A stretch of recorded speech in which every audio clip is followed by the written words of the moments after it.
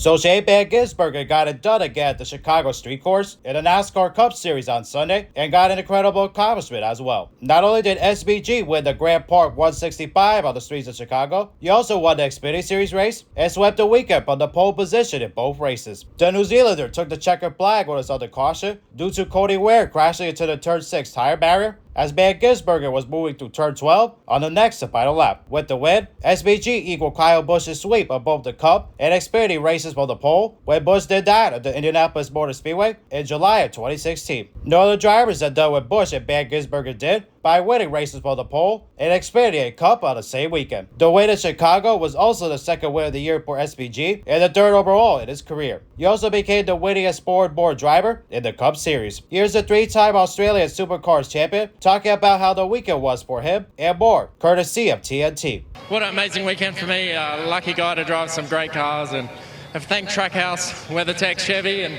all these guys and girls here. What an amazing weekend. Thanks for everyone for coming out, and hope we put on a good show. Here's Van Gisbergen also talking about what is about him and his racetrack that fits him so well and more, also courtesy of TNT. I guess we made no mistakes. There were some really fast cars, and we just seemed to get it right, and make no mistakes, be smooth every lap, and really cool. Van Gisbergen was also asked on why the track was such a challenge over the weekend and more, also on TNT. It was just so hot this weekend, the track was very slick, and the times were a lot slower, and the margin for error was very tiny, so just had to get it right, and I'm wrapped. SBG was also asked on how on a roll his team is over the last 4 weeks and more, also on TNT. Yeah, how good is that? Unreal. We've really come together as a team, got a lot better, and Ross got a win too, so brilliant. Thank you to everyone. Ty Gibbs finished second, which tied his best career finish, which he did at Darlington Raceway last year. Here's him talking about what more he needed at the end of these races and more on TNT. Yeah, I felt like we had a fast Monster Energy Camry, just need to have a little bit of more front turn. I feel like I wasn't, as free enough to kind of get my points, my exits right. So, but there's things I can work on as well to make it better. But we had a great day overall and executed well. Just need to be a little bit faster, and I think we could have got him. Van Gisbergen got the lead for the final time of lap 60 as he moved in front of Chase Briscoe in turn 2. He raced side by side with the Pocono winner through turn 3 and outbraked him into turn 4 to get on the point. After that, the Kiwi wound up surviving 2 cautions, which the latter one included Austin Cindric's car being stopped on the track. After that 6th caution, Gibbs, who was running second, didn't get a great launch on the final restart and barely pulled car length behind before getting into turn 1. SBG pulled away from the 54 Joe Gibbs Racing Toyota after that. Tyler Reddick finished third after restarting the race 15th with 9 laps to go and ran out of time in his quest to pass SBG. It was deja vu for Reddick as he ran out of time last year also to chase down eventual race winner Alex Bowman over the final laps. Reddick finished second in that race. Here's Reddick talking about how he managed those intense final laps and more, also courtesy of TNT. Yeah, we kind of ended up in a tough spot there. 2 restarts, the penultimate restart, I guess. There's so many cars spinning, I can't name them all, but fortunately kind of just got stuck in the wrong lane where we'd have to check up. So those cars that we were, on the same tire strategy as, we got behind. So we just lost a bit of time there passing those cars back before we start getting those cars on older tires. So it's great to finish third, but it's for sure a bummer when you look at how much ground we made up, given all the things that didn't go our way to start that last tire run for us. But it's really cool to bring this Jordan brand Toyota Camry to Chicago, have the Shatter backboard car on the streets again. It's been fun over the years, and fortunately we just haven't gotten the job done, but we've shown a lot of speed pretty much every time we've been here. Reddick was also asked on how cool it was to celebrate top 3 in Michael Jordan's city, who is Reddick's boss at 2311 Racing and more, also on TNT. Yeah, third is obviously a great day in the grand scheme of things.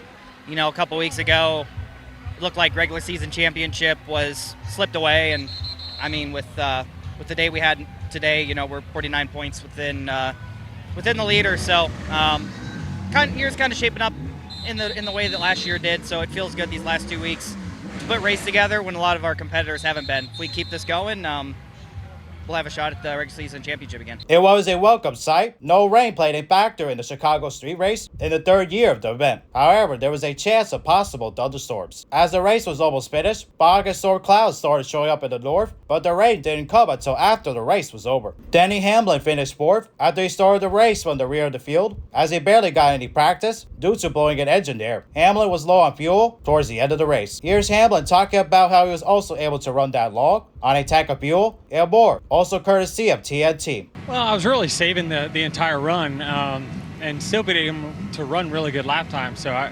truthfully, I felt pretty good all day. We marched forward all day long.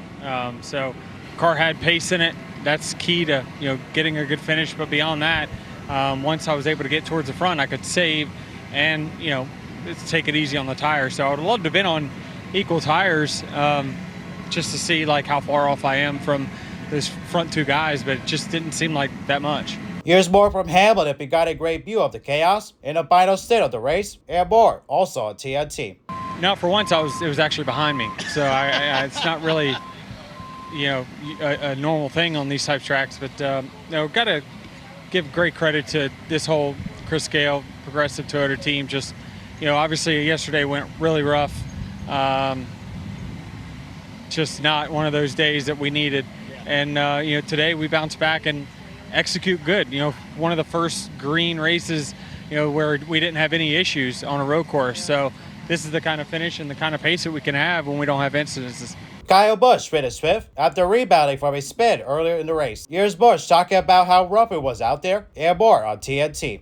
It's just warm, obviously just hot, and everything worked fine. It was just, they're running hard as hard as I did to the end, trying to make up all the spots we could, and guys did a great job of being able to rally from that spin that we had earlier. We just tried to stay out too long on tires and just didn't have enough left rear grip with our Slurpee machine, and we were able to get some tires on it there in the end and carry our Chevrolet forward. So real proud of the effort and being able to get a top 5. We just need some base hits and getting a good shot in the arm here to start the summer, and hopefully get some more and put ourselves some more on base in order to go out there and get a win. Here's Busch also being asked on what made it possible to charge through after his day had gone wrong for a minute, and more also on TNT. The car was really good. I mean, when we had good tires on it, the car was really good. I feel like we were a second, third place car for sure.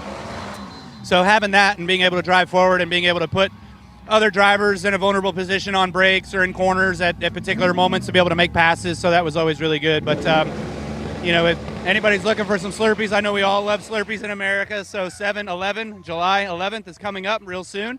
Y'all better be ready for that, and go get yourself some free Slurpees. But also want to say thanks to Zone and Cheddar's and Banco ZK, Morgan & Morgan, First Form, everybody for sticking with us. The rest of the top 10 was AJ Allmendinger finishing 6th, Ryan Preece 7th, Alex Bowman 8th, Xfinity Series driver Austin Hill 9th, and Ross Chastain 10th. Catherine Legg finished 19th, as she got the first top 20 finish by a woman in the Cup Series since Danica Patrick in November 2017, according to Motorsport.com, and mentioned by Brock Beard on his live stream on YouTube. Michael McDowell passed SBG at the start of the race. McDowell led the first 31 laps and won stage 1, but had to take his car to the DVP, Damaged Vehicle Policy area, to fix a stuck throttle, and lost 22 laps in the garage. He finished 32nd. A big 8-car crash on lap 3 blocked the track between turns 10 and turn 11, and the race was red flagged as a result. The race was stopped for 14 minutes and 42 seconds. Carson Hocevar started the calamity when he hit the inside wall in turn 10 and crashed into the outside wall, which was hit hard enough to move it a bit. Hocevar's 77 Chevrolet turned sideways, and the cars of Brad Keselowski, Daniel Suarez, Todd Gilliland, Will Brown, and Riley Herbst got into the wreck in a pileup. Herbst and Suarez were the only drivers that continued after that. Herbst finished 17th, and Suarez 29th. Suarez will be parting ways with Trackhouse Racing at the end of the season. Here's Keselowski's thoughts on the incident and more. I didn't see it until the last second. Keselowski said, who wound up finishing 37th. I slowed down. I actually felt I was going to get stopped, and I just kind of got ran over from behind. It's just a narrow street course, and sometimes there's nowhere to go. Keselowski's early exit made a winner of the 32 seed in Ty Dillon in the in-season challenge. The in-season challenge is a 5-race challenge where 32 drivers involved with a chance to win $1 million at the end of it. Drivers go head-to-head, and the best finish of the 2 drivers move on to the next round. All of those races are part of TNT's coverage of the Cup Series schedule. Dillon will face Bowman in the next race at Sonoma Raceway, which is the 3rd round of the in-season challenge. The challenge concludes at Indianapolis Motor Speedway. This was after Bowman and Bubba Wallace were going after each other until Wallace spun spun out in the final laps. Wallace would finish 28th. Here's Bowman being asked on the run-ins with Wallace before, and if it's a carryover or do, and more, courtesy of TNT.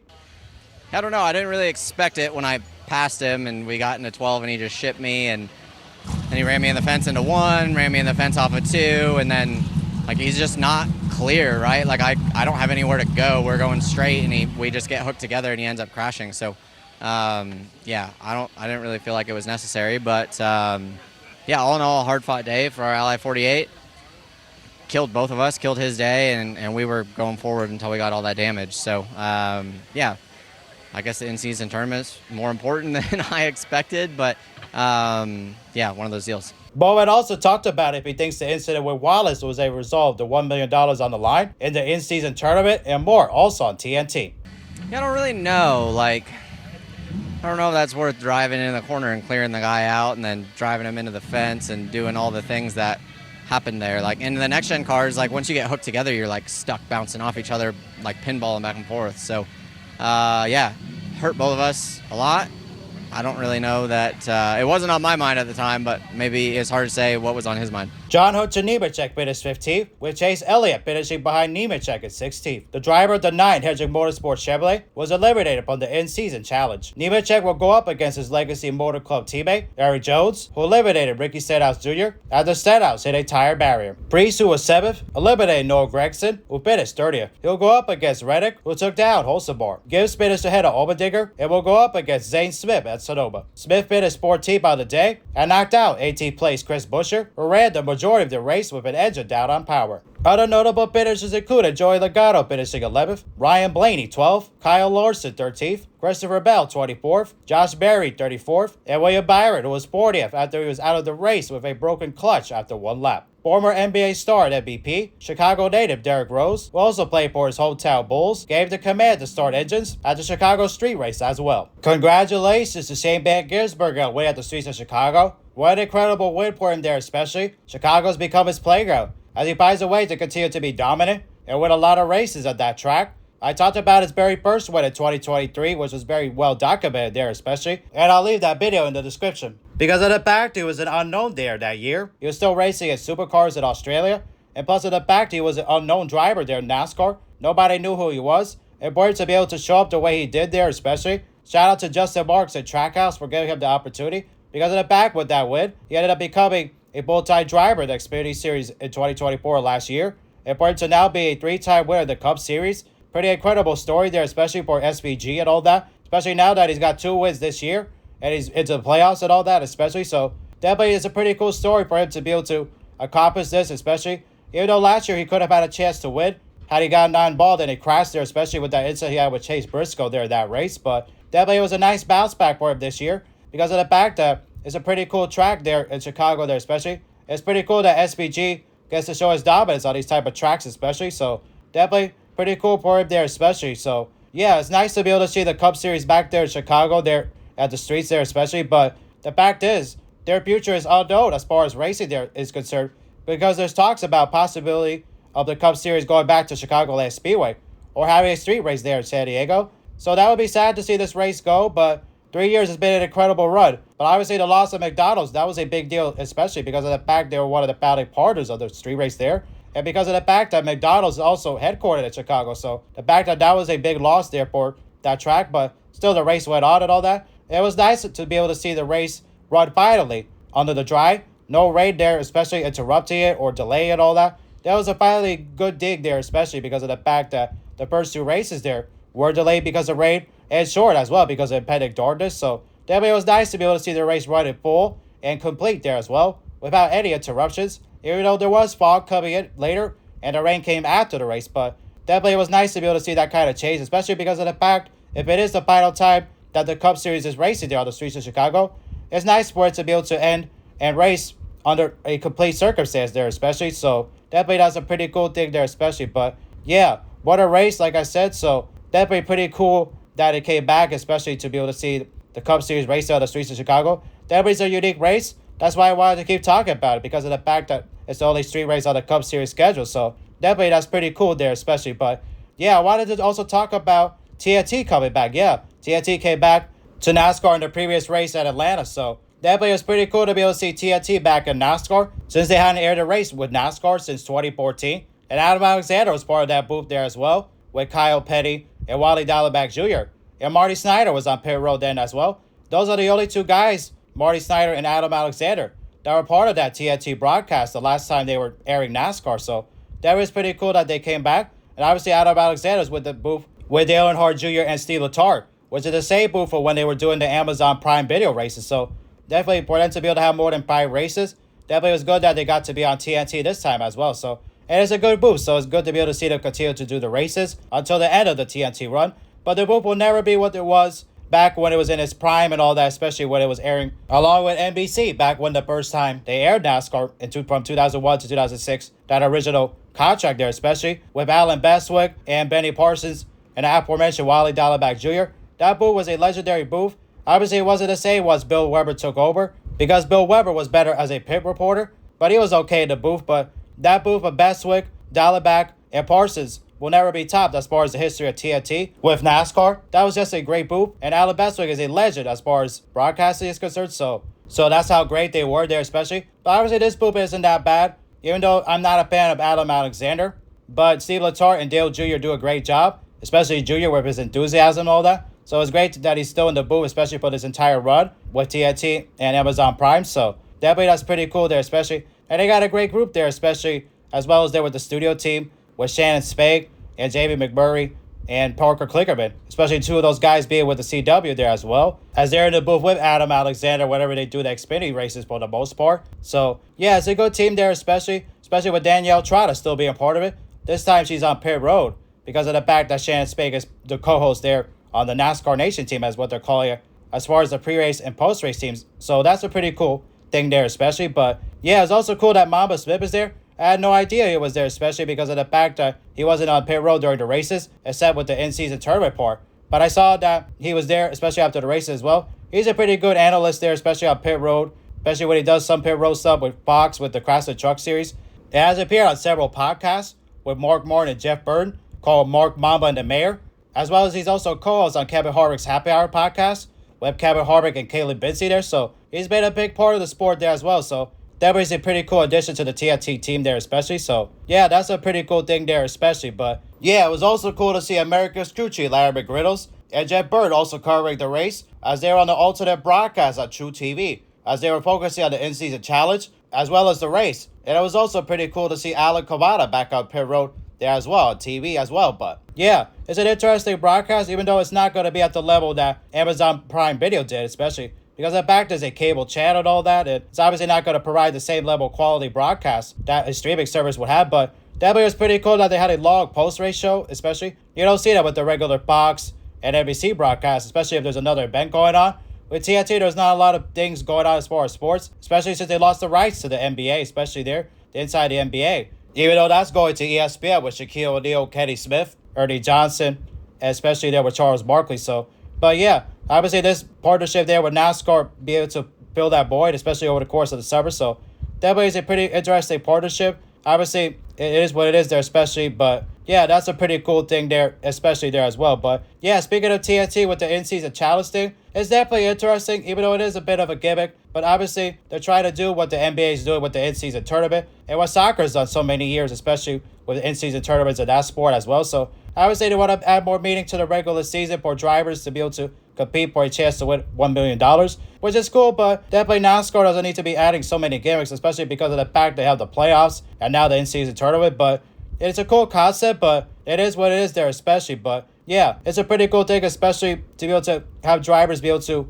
have something to accomplish because of the fact they may not be a championship contender, especially with Ty Dillon. That was pretty cool how Mamba Smith was excited for Ty Dillon there, especially calling him Tyrone. So that's pretty cool for drivers like that normally don't have a chance to win races because of the fact that they're in inferior equipment or they're not as talented of a driver. But to go head-to-head against one driver, that's enough to be able to move on and all that, especially if they have a little bit of luck on their side. They can have a chance to win a big prize like that. So that's a cool thing there, especially. But I feel like it's kind of unnecessary there, in my opinion. But it is what it is there, especially. But yeah, congratulations again to SBG on winning at the streets of Chicago. It definitely has the momentum going to Sonoma, even though that is a traditional road course. Obviously, the Cup Series has been racing there so many years, since 1989. So definitely the gap between him and the rest of the field is much closer. So definitely it'll be a good challenge for him to be able to try to win 3 in a row on a road course. So definitely it'll be interesting to see how he does there, especially. But yeah, tough for Tyler Reddick again as he came close to trying to catch the winner there, especially with SVG. He tried last year with Alex Bowman, but hit the wall. So he just ran out of time. But definitely Tyler Reddick has a fast car.